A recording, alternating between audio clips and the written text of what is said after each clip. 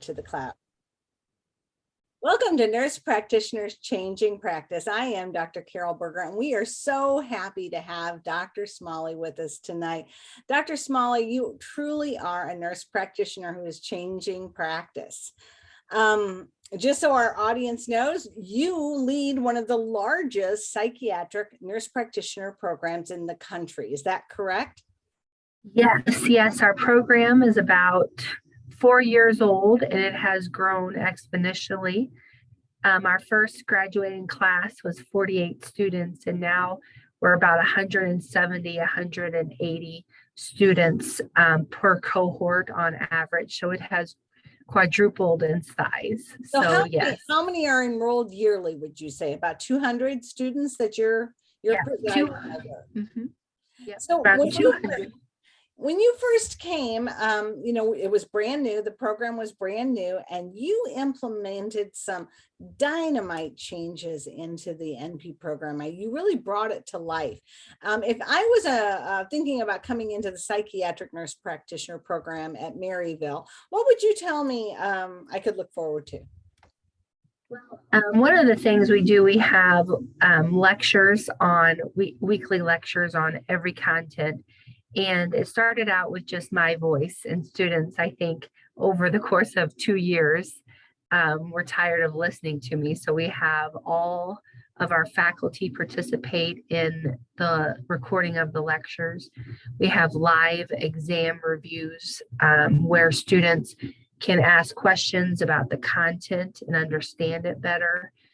And one of the things that I get a lot of is students expecting it to all be papers. Oh, I'm going to have to learn APA. I want to know how to treat patients. I want to know how to treat bipolar. And it's one of the things that we still have papers, but they're at a minimum. At Maryville, we really like to offer the active eco learning system. And so we have unfolding case studies, medication algorithms. For example, if you have a patient that has depression, are you going to treat with an SSRI or an SNRI, and why?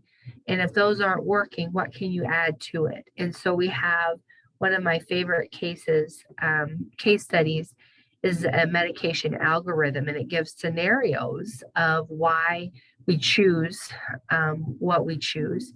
And so we cover different diagnoses, and for the most part have an unfolding case study at each topic each week, and I get a lot of good feedback. I think what I love about that, and I don't mean to interrupt, but I think what I love about what you're saying is that what I hear you saying is you're trying to bring to life what being a nurse practitioner in the psychiatric world is or feels like, right? Yes, we're really trying to do a real life hands-on approach, because you can be in our program as a master's student, meaning that you do not have a master's degree in nursing, or what we call post-certification students who maybe they're FNPs or AGNPs and they're coming back to psych.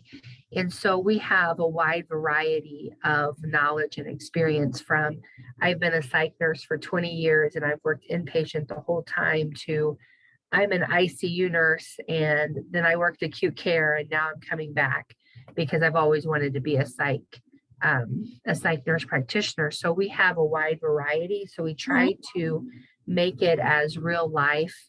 And all of our faculty are practicing nurse practitioners. And so they're out in the field all over the United States. And it's interesting because you can ask a faculty member in California, and they may have the same experience and the same type of cases and the same type of medication regimens as the faculty practicing in North Carolina. And so we have kind of a hands-on approach to what do these students need to know. We also talk a lot to the preceptors in our midterm. We talk to the preceptors every semester. And what do these students need to know? And most of the preceptors will say charting and medications. And so we really kind of focus on those two things while making it as interesting. It is an online program, and so I try to make it that no matter if they're doing it at 2 o'clock in the morning on their break from work or on Saturday evenings, they have the experience when they log into that module that they can see what these medications do, how to assess, and also that psychotherapy piece, which I think is very important because it's one of the things that differentiate psych NPs from other specialties. So we really try to do a very, excuse me, a very hands-on, active approach. It's not just writing papers. We do have papers, Yeah. but it's not It's more like it. about the notes, like you said, learning how to write a note, which also ties very closely into how you bill for that encounter. There's certain things that we have to have on there and we don't, or the bills get rejected. So there's a methodology to it.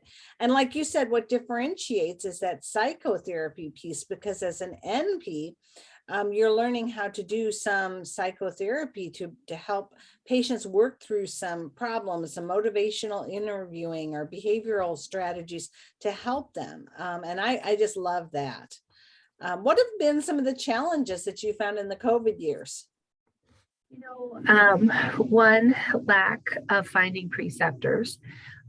People are the wait list for mental health in general has gone up. I work 2 days a week in my practice, and the schedule with me is until June, 3 or 4 months out. And it's not because I'm this exceptional nurse practitioner. I would like to think I am, but it's because there's just not a lot of providers. And on top of that, people of not only in healthcare, but people are feeling the impacts of COVID all over. More people have, and I'm saying this anecdotally, I don't know what the research coming out will show, but we've had people in their 20s, 25, 30-year-olds who have never been in mental health treatment before, who are finally like, it's just getting worse. Started around the COVID time. A lot of parents with young kids trying to manage Figuring out all of, yeah, I mean, all work from home. And I didn't have young kids during this. I couldn't even imagine my mental health if I had to try to figure out how to do everything from home with my toddlers running around, or my school kids, and trying to manipulate their online learning while I'm trying to learn how to do my job from home.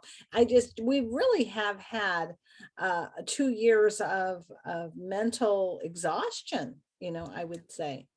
And one of the things I see child and adolescent a lot in my practice, not only, but a lot, and the fear that a lot of these kids have, that social distance, which we all say is good for the COVID, to preventing the COVID, but these kids, when their peer groups are usually their number one social support system, it has really taken its toll on children and adolescents. And then when the mask mandates lifted, they've been told how bad COVID is for the last 2 years. A lot of them had anxiety about, I don't want to take off my mask. So they're wearing it at home. They're wearing it. Oh, yeah. Oh, yeah. That's another. Yeah.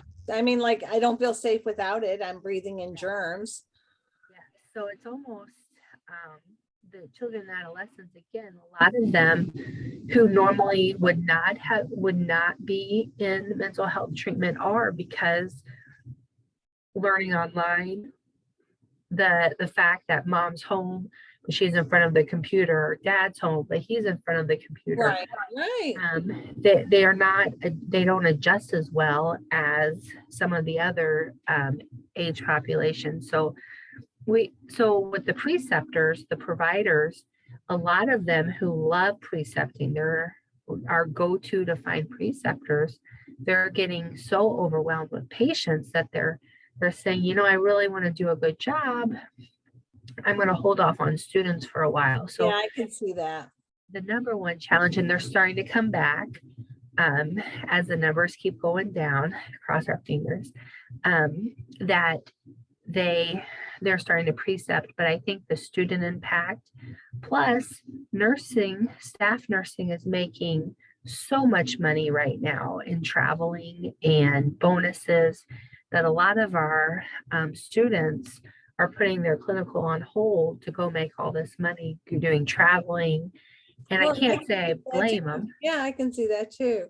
But So they have timelines to meet to be able to finish the program too. So that's going to be a temporary thing. yeah, yeah. And although I do feel like they need to pay nurses this all the time, it does have a significant impact when the student's like, yeah, I have a test due, but I can pick up this fifth 12-hour shift this week and make $2,000 bonus. Well, I see where the crux of the problem is. So some of our students, they're even more exhausted than they have been traditionally. But I will say the 2 graduations that we've had in person since COVID, that I think they get more of a reward than already they've been when they graduate, because they can say, I did this during a worldwide pandemic and Yeah, I I bet. still Yeah. stuck to it, and it's something to be proud of, pandemic or not.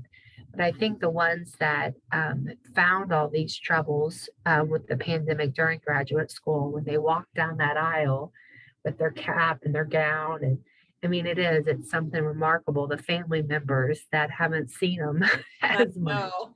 for the last 2 years have. I totally see the need for psychiatric NPs. That we have such a huge mental health crisis in the United States. We already were having a problem with enough providers. Then we have had a pandemic. What would you tell nurse practitioner students, though, that are going to come into the program or who in the program? How do we keep our sanity while we're in the program? Because that's hard. I mean, we're trying to manage our families. We're trying to do all of our studies and get good grades on our tests, and all of that pressure in the midst of all of this. How do we maintain our own health, our mental health? That's a great question. Self-care is something that is needed no matter where you work or what you do. Mental health, one of the things, I worked 6 months in the emergency room as a staff nurse before I switched over to mental health. And one of the things I noticed is that I wasn't as physically exhausted as I was working the emergency room, but I was mentally exhausted. Some of the patients and cases we see, especially if I see a kiddo and it's a DFS case or it's a child abuse case or a trauma case, in all areas of nursing see that, but that psychiatric, that therapeutic rapport that we have, they tell us things that they haven't told anybody or that they've only told themselves. And when you get 12 patients in a day, and you're absorbing their problems and their feelings and their frustrations and their self-doubts and their guilt and these inner workings of emotions, you have to take care of yourself mentally or you'll burn out, and you'll burn out. And so one of the things that I would always do when I was driving home from the practice is, there's a song by Pharrell Williams called Happy. I would turn on that song and listen to it on repeat. Yoga, anything that's self-care that you can turn off being an NP student, turn off being a parent or a sibling or a wife or a worker or anything, and just be you and be in that moment, be present in that moment, is going to help you de-stress and help you continue on, because it is a rough road. It's a rewarding road. And, but it can be mentally exhausting. And I think some students who don't have that psych background, and some that even do, are amazed at the emotional toll that it can take. But it's also when those patients come back, when they told you something, they felt that you listened. It's some of the most rewarding times as well. So self-care is something that I preach to the students about because it's so important. Audiobooks, I give the example where sometimes my eyes hurt so much from charting or emails that I listen to audiobooks. And so I give them some suggestions on audiobooks. um, yoga, exercise, anything that releases those. Anything that just, well, I've noticed too that sometimes students get into a pattern of spiraling and they are panicking. Maybe they didn't do well on a test. Maybe it's coming to where they're getting close and they don't know if they're going to pass or not. And then they begin to get into this spiral of worrying and worrying and worrying. And if they don't take a little bit of a break to get recentered, that spiral doesn't get better. It just seems to spiral out of control then, versus taking that break when you don't think you can, but you have to in order to preserve your sanity. And then you regroup and come back at it stronger. That's been my experience. What do you think of that? Yeah. And it's one of those things where the Maryville, and I'm sure most schools have this as well. We have advisors, and the advisors are not in a teaching role. They're in that peer advisement. Hey, I'm solely here for you. I'm not in charge of your grades, but I'm here for you. And some of them utilize those advisors. They can text them, they can call, they work late into the evening hours. And I think that's just the best, because sometimes when I get a phone call from a student, I listen, and sometimes they may be calling about a test grade, but then when you talk to them, they have all this stuff on their plate, all this stuff. They have work, they have life. We've had some students that have had horrible tragedies while they were in the program, nothing related to the program necessarily, but just in their life. Yes, well, I mean, we have gone through a pandemic, so who knows what can happen, Yes. right? I mean, And sometimes it's just that talking of, this is what's going on, this is why I'm overwhelmed. And I get a lot of good feedback, even though the outcome of the test grade didn't change. Thank you for listening to me for 45 minutes, because I didn't have anyone to talk to, or I couldn't get in to see a therapist for 2 or 3 months, or whatever the case may be. So it's that taking care of each other. And it's one of the things that I think the advisors do, or life coaches. Some universities have life coaches as well. They've implemented, because it is such a problem when students get overwhelmed and overworked. And it's one of those things where I always tell them, keep your eyes on the prize, quoting Martin Luther King Jr., keep your eyes on the prize, because sometimes it is that little glimmer of hope that keeps them going. And then when they graduate and they pass boards and they reach back out to me, it's like, oh my gosh, I'm so glad I stuck with it. I'm so glad I'm doing what I'm doing and helping people. It really makes a difference in their quality of life. Brandie, we are so fortunate to have you at Maryville. You are just a leader in the Psychiatric NP program, and you are helping so many nurses become nurse practitioners who go on to help so many patients. And so, I mean, it's unbelievable the reach you really are having. And we want to thank you for that, and for your wonderful advice, for telling us how to hang on when we don't feel like we can. And sometimes you're right. It's just that taking that break, taking that breath, regrouping, having somebody listen to us and say, I hear where you're at, So keep doing what you're doing. Okay. Thank you. And Berger. we will probably have you on another time to talk about some other topics. So stay tuned for that. Okay. And for those of you listening, please like and share. Come to our website, Nurse Practitioners Changing Practice. We have lots of lectures on there for you, and the podcasts are all there for you to listen to, as well as games and different tools to help you be successful in your journey. Thank you for listening. Thank you, everybody. Take care.